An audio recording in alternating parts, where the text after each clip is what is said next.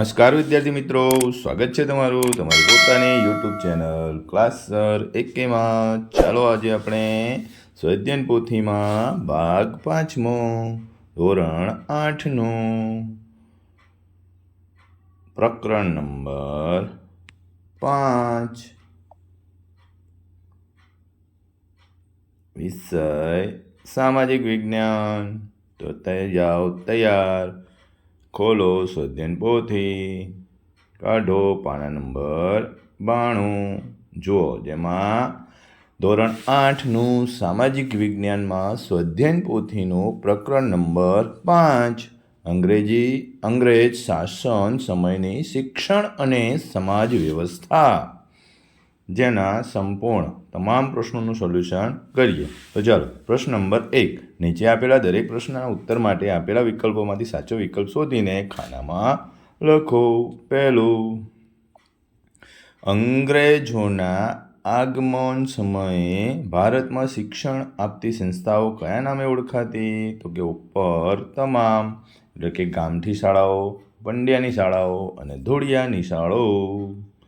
ચાલો નેક્સ્ટ જોઈએ. બીજું, ભારતની પ્રાચીન શિક્ષણ વ્યવસ્થા સંબંધિત નીચે પૈકી કઈ બાબતો સુસંગત છે? આપેલી તમામ, એટલે કે વિકલ્પ ડી ઉપરોક્ત તમામ. મૌખિક શિક્ષણ પર વધુ ભાર મૂકવામાં આવતો. અભ્યાસક્રમ શિક્ષક પોતે જ નક્કી કરતા. શિક્ષકોને નિશ્ચિત પગાર કે વેતન નહોતું મળતું. ચાલો નેક્સ્ટ જોઈએ. ત્રીજું, રાજા મોહન રાય, બ્રહ્મો સમાજ, એમ દયાનંદ સરસ્વતી. તો આવશે વિકલ્પ બી આર્ય સમાજ. ચાલો નેક્સ્ટ જોઈએ. ચોથું, ભારતના કયા નગરમાં લંડન યુનિવર્સિટીના નમૂના પ્રમાણે યુનિવર્સિટી નહોતી શરૂ કરાઈ? વિકલ્પ એ દિલ્હી. ચાલો નેક્સ્ટ જોઈએ. પાંચમું, અમદાવાદમાં હરકુંવર શેઠાણીએ કયા નામેથી કન્યા શાળાની સ્થાપના કરી હતી? વિકલ્પ છે છોડીઓની નિશાળ. છઠ્ઠું, ગાંધીજીની શિક્ષણ યોજના નીચે પૈકી કયા નામેથી જાણીતી છે? વિકલ્પ બી વર્ધા શિક્ષણ યોજના. ચાલો સાતમું, ઇન્ડિયન ઇન્સ્ટિટ્યૂટ ઓફ સાયન્સની મુલાકાત લેવા તમે નીચે પૈકી કયા શહેરમાં જશો? વિકલ્પ ડી બેંગલુરુ. ચાલો નેક્સ્ટ જોઈએ. પ્રશ્ન નંબર 8. રવિન્દ્રનાથ ટાગોરના શિક્ષણ અંગેના વિચારો પૈકી કયું વિધાન બંધ બેસતું નથી? તો આવશે વિકલ્પ સી.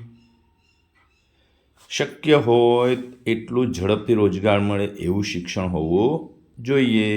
ચાલો 9મું, તમે મહારાષ્ટ્રના સમાજ સુધારકોની યાદી બનાવો છો, તેમે નીચે પૈકી કોનો સમાવેશ કરી શકાય નહીં? તો કે વિકલ્પ ડી કેશવચંદ્ર સેન. 10મું, મહારાષ્ટ્રમાં શિક્ષણ સુધારાઓ કરવામાં નીચે પૈકી કોણે પ્રયત્નો કર્યા હતા? વિકલ્પ ડી એ અને સી, એટલે કે મહાદેવ ગોવિંદ રાનડે, જ્યોતિબા ફૂલે. ચાલો નેક્સ્ટ જોઈએ. 11મું, ગુજરાતમાં સુરતમાં માનવ ધર્મ સભાની સ્થાપના કોણે કરી હતી? વિકલ્પ એ દુર્ગારામ મહેતા. 12મું, સયાજીરાવ ગાયકવાડ, તો વડોદરા. તેમ ભગતસિંહજી, તો શું આવશે? વિકલ્પ બી ગોંડલ. ચાલો નેક્સ્ટ જોઈએ. પ્રશ્ન નંબર 2 એ. નીચેના વિધાનોની ખાલી જગ્યા પૂરો. પહેલું, ભારતની પ્રારંભિક શિક્ષણ સંસ્થાઓમાં ખાલી જગ્યા શિક્ષણ પર ભાર મૂકવામાં આવતો. તો કે મૌખિક. બીજું, ભારતમાં પાશ્ચાત્ય શિક્ષણ આપતી સંસ્થાઓ ખાલી જગ્યા નામેના પાદરીએ સ્થાપી હતી. તો એલેક્ઝાન્ડર ટફ નામના પાદરીએ સ્થાપી. ચાલો ત્રીજું, વુડના ખરીતામાં ખાલી જગ્યા શિક્ષણ આપવાની જોગવાઈ હતી. વ્યવસાયિક. ચોથું, સ્વામી શ્રદ્ધાનંદે ખાલી જગ્યા ગુરુકુળની સ્થાપના કરી હતી. તો કારાંડી. ચાલો નેક્સ્ટ. 5મું, ઈશ્વરચંદ્ર વિદ્યાસાગરે પોતાના ખાલી જગ્યા સામાયિક દ્વારા વિધવા પુનર્વિવાહની હિમાયત કરી હતી. તો કે સોમપ્રકાશ. ચાલો નેક્સ્ટ જોઈએ પ્રશ્ન નંબર બીજો બી. મને ઓળખો, હું કોણ છું? તો પહેલું, મેં સૌ પ્રથમ ફરજિયાત પ્રાથમિક શિક્ષણનો કાયદો ઘડવાની સૂચન કર્યું હતું, ગોપાલ કૃષ્ણ ગોખલે. બીજું, મેં લાહોરમાં એંગ્લો વૈદિક કોલેજની સ્થાપના કરી હતી, દયાનંદ સરસ્વતીએ. ત્રીજું, મેં ગોંડલમાં કન્યાઓ માટે મફત, ફરજિયાત અને સાર્વત્રિક શિક્ષણની જોગવાઈ કરી હતી, ભગતસિંહજી. ચોથું, વર્ધા શિક્ષણ યોજના અંતર્ગત મારી અધ્યક્ષતામાં શિક્ષણ સમિતિની રચના કરાઈ હતી, ડૉક્ટર ઝાકીર હુસેન. પાંચમું, મેં આંધ્રપ્રદેશમાં વિધવા પુનર્વિવાહ ક્ષેત્રે મહત્વપૂર્ણ કાર્ય કર્યું હતું, કુંદકરી વીરે સરલેગમ. ચાલો નેક્સ્ટ જોઈએ પ્રશ્ન નંબર બીજો સી. ખોટા વિધાનો પર છેકો મારી દો અને નીચેના વિધાનોને સાચા બનાવો. તો ચાલો પહેલું, મહર્ષિ કર્વે અથવા રામકૃષ્ણ પરમહંસ દક્ષિણેશ્વરના ઉચ્ચ કોટીના સંત હતા. તો સાચું વાક્ય આવશે રામકૃષ્ણ પરમહંસ દક્ષિણેશ્વરના ઉચ્ચ કોટીના સંત હતા. બીજું, ગાંધીજીએ દુદાભાઈ એટલે કે જીવાભાઈને પરિવાર સહિત પોતાના આશ્રમમાં વસાવ્યા હતા. સાચું વાક્ય, ગાંધીજીએ દુદાભાઈની પરિવાર સહિત પોતાના આશ્રમમાં વસાવ્યા હતા. ત્રીજું, સ્ત્રી શિક્ષણની શરૂઆત ઝાંસી અથવા સિરમપુરથી થઈ હતી. સાચું વાક્ય આવશે સ્ત્રી શિક્ષણની શરૂઆત સિરમપુરથી થઈ હતી. ચોથું, ભારતમાં અંગ્રેજી કેળવણીનો પ્રારંભ વિલિયમ બેન્ટિંગ કોર્નવાલિસના સમયમાં થયો હતો. સાચું વાક્ય, ભારતમાં અંગ્રેજી કેળવણીનો પ્રારંભ વિલિયમ બેન્ટિંગના સમયમાં થયો હતો.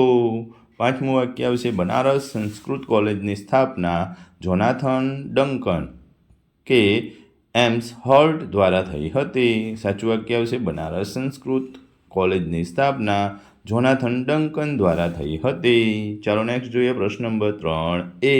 નીચે આપેલા પ્રશ્નના 1-2 વાક્યમાં જવાબ લખો. પહેલું, કોલકાતામાં સ્થપાયેલ હિન્દુ કોલેજમાં કયા કયા વિષયોનું શિક્ષણ અપાતું? જવાબ, કોલકાતામાં સ્થપાયેલ હિન્દુ કોલેજમાં ભાષાઓ, અંગ્રેજી, ગણિત, ઇતિહાસ, ભૂગોળ અને ખગોળશાસ્ત્ર જેવા વિષયોનું શિક્ષણ અપાતું. બીજું, હિન્દના શિક્ષણ માટે મેગ્ના કાર્ટા કોને કહી શકાય? તો જવાબ, હિન્દના શિક્ષણ માટે મેગ્ના કાર્ટા ઈસવીસન 1854ના વુડના ખરીદાને કહી શકાય.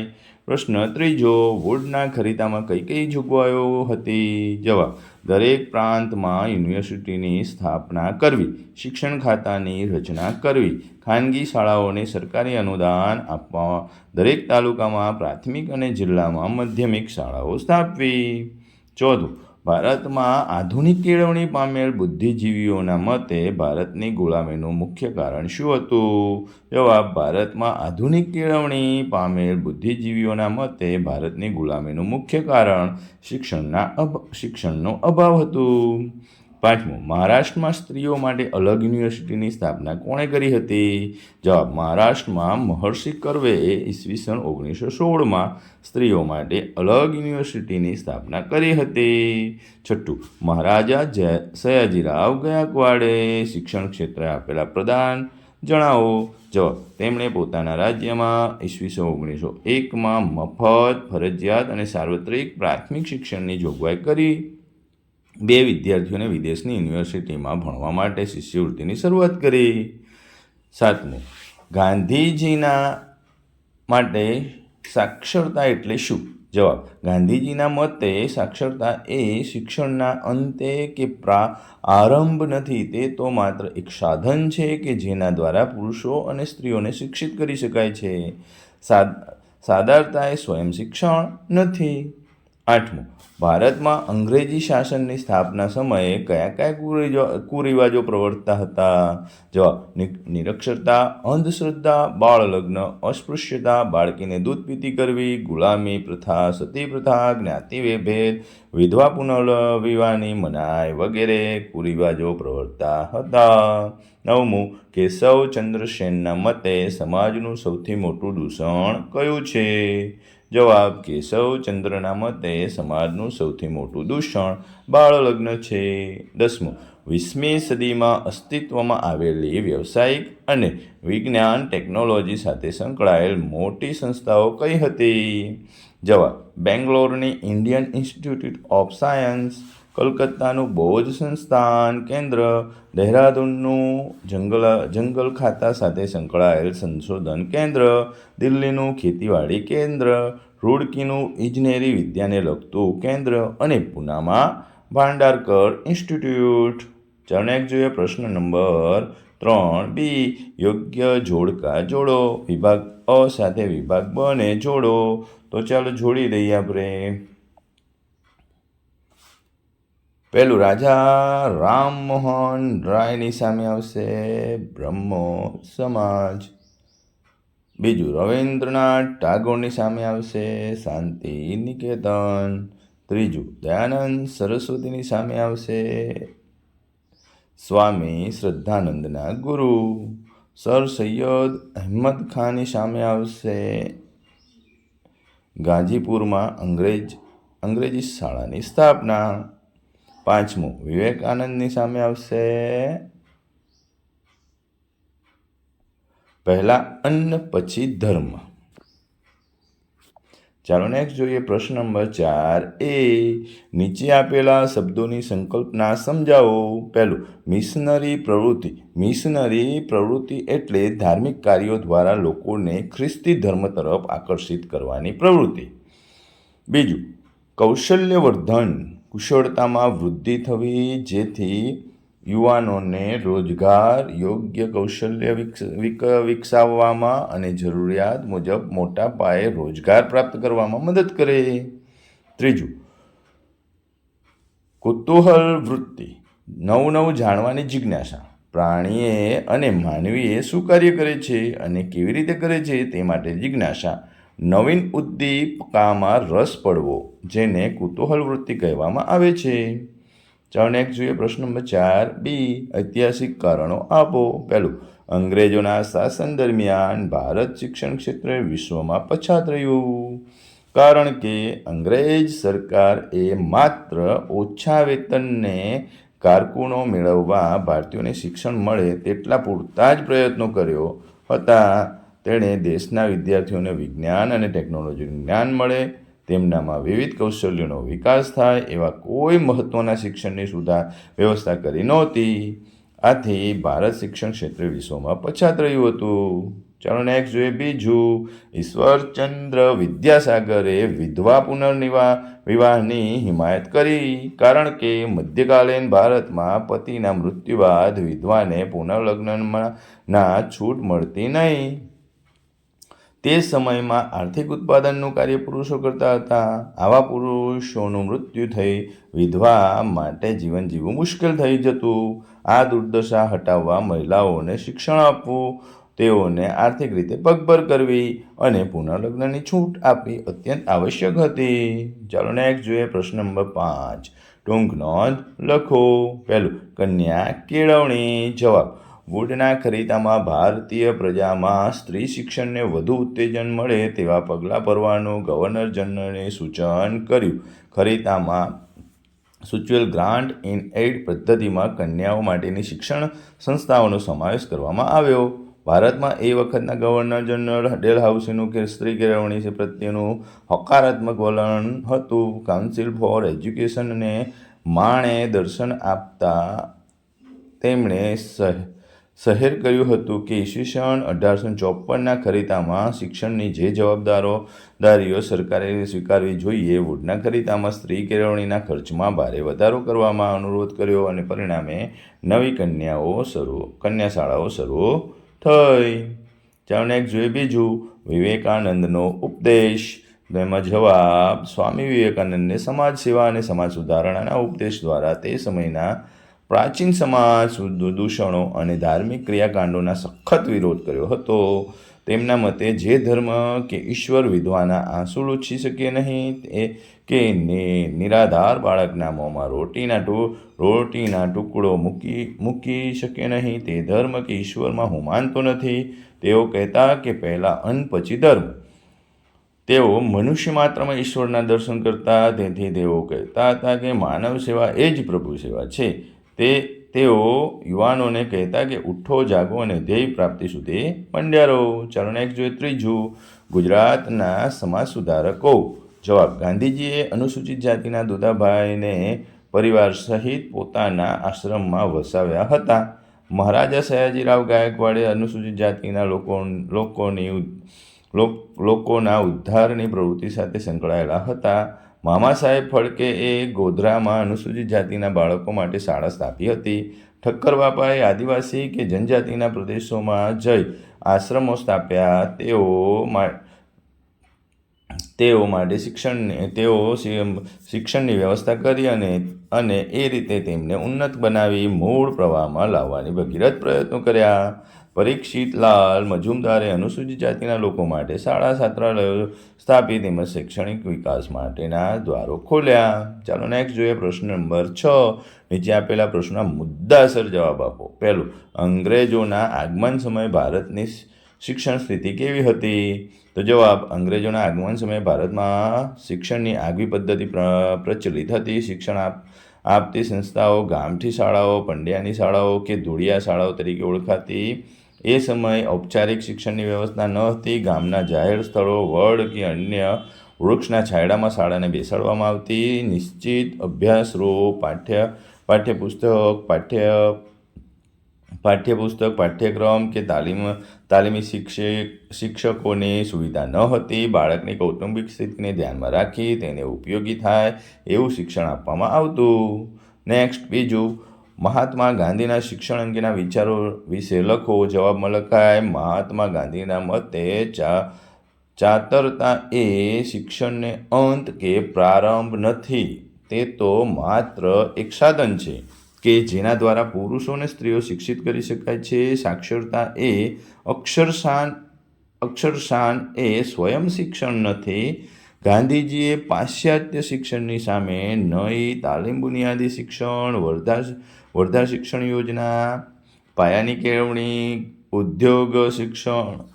ઉદ્યમ શિક્ષણ વગેરે શૈક્ષણિક વિચારો અમલમાં મૂકી ભારતીય શિક્ષણ પ્રણાલીને ટકાવી રાખવા પ્રયત્નો કર્યા હતા. ચાલો નેક્સ્ટ જોઈએ પ્રવૃત્તિમાં. નીચે આપેલા સમાજ સુધારકોના ફોટા જોઈને તેમના વિશે 2 વાક્યો લખો. તો આપણે જોઈ શકીએ છીએ કે સ્વામી વિવેકાનંદનો ફોટો આપેલો છે. એના વિશે લખીએ તો કે બંગાળના નવયુવાનોમાં સૌથી તેજસ્વી યુવાન કોલકાતાના યુનિવર્સિટીના યુવાન ગ્રેજ્યુએટ નરેન્દ્રનાથ દત્ત. તેમનો જન્મ 12મી જાન્યુઆરી 1863માં થયેલ. પિતાનું નામ વિશ્વનાથ દત્ત અને માતાનું નામ ભુવનેશ્વરી દેવી હતું. સ્વામી વિવેકાનંદે રામકૃષ્ણ પરમહંસની ઉદાર ધર્મભાવના અને સેવા ભાવનાનો પ્રચાર કરવા માટે રામકૃષ્ણ મિશન નામની સંસ્થાની સ્થાપના ઈસવીસન 1857માં કરી. ચાલો નેક્સ્ટ જોઈએ આપણે એક ફોટો આ બતાવેલો છે, જેમાં ફોટામાં રાજા રામમોહન રાય છે. તો એના વિશે લખીએ. 19મી સદીમાં ભારતમાં રાજા રામમોહન રાય બ્રહ્મો સમાજની અગ્રણી સમાજ સુધારક હતા. તેમણે ઈસવીસન 1815માં આત્મીય સભા નામની સંસ્થા સ્થાપી હતી.